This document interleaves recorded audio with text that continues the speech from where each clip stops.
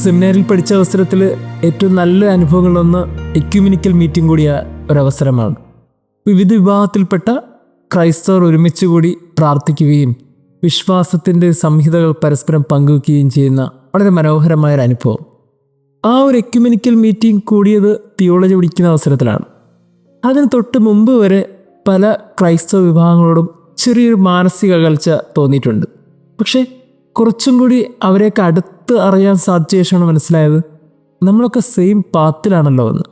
ഇനി ecumenical council മാത്രമല്ല, പല റീത്തുകളോട് പോലും മുമ്പൊക്കെ കുറച്ച് അകൽച്ച തോന്നിയിട്ടുണ്ട്.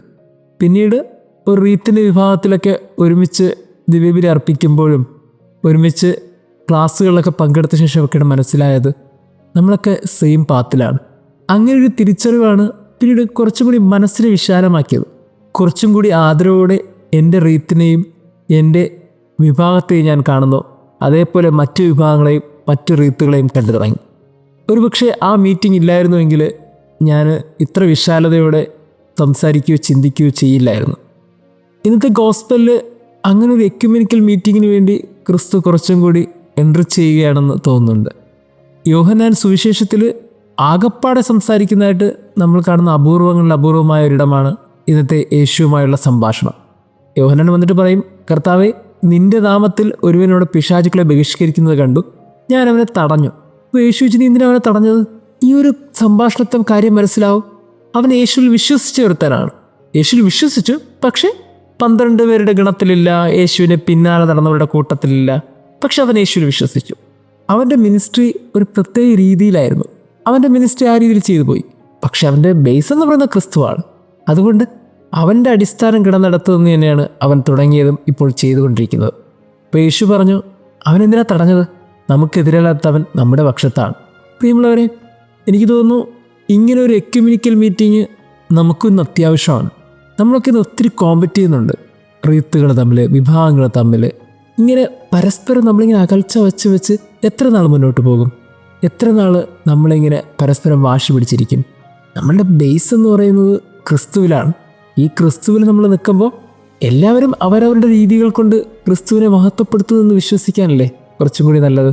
അങ്ങനെ മറ്റു വിഭാഗങ്ങളെ ആദരിക്കാനും ബഹുമാനിക്കാനുള്ള ഒരു കടമ നമുക്ക് ഓരോരുത്തർക്കും ഇല്ലേ? അതാണെന്ന് ക്രിസ്തു പറഞ്ഞത്. നമുക്ക് കുറച്ചും കൂടി എക്യുമെനിക്കലായിട്ട് ചിന്തിക്കാം. അവൻ നമുക്കെതിരല്ല, അവൻ നമ്മുടെ പക്ഷത്താണ്. എനിക്ക് തോന്നുന്നു ഇനി നമ്മൾ കുറച്ചും കൂടി വിശാലമായി ചിന്തിച്ചു തുടങ്ങണം. കാര്യം, നമ്മൾ പരസ്പരം വഴക്കുണ്ടാക്കിയും കുറ്റം പറഞ്ഞ് മുന്നോട്ട് പോകേണ്ടവരല്ല. കുറച്ചും കൂടി വിശാലതയോടെ ചിന്തിച്ച് ആ ക്രിസ്തുവിൻ്റെ മിനിസ്ട്രിയിൽ വിവിധ രീതിയിൽ പങ്കുകൊള്ളേണ്ടവരാണ് എന്ന് തോന്നുന്നു. ദൈവം നമ്മെ അനുഗ്രഹിക്കട്ടെ.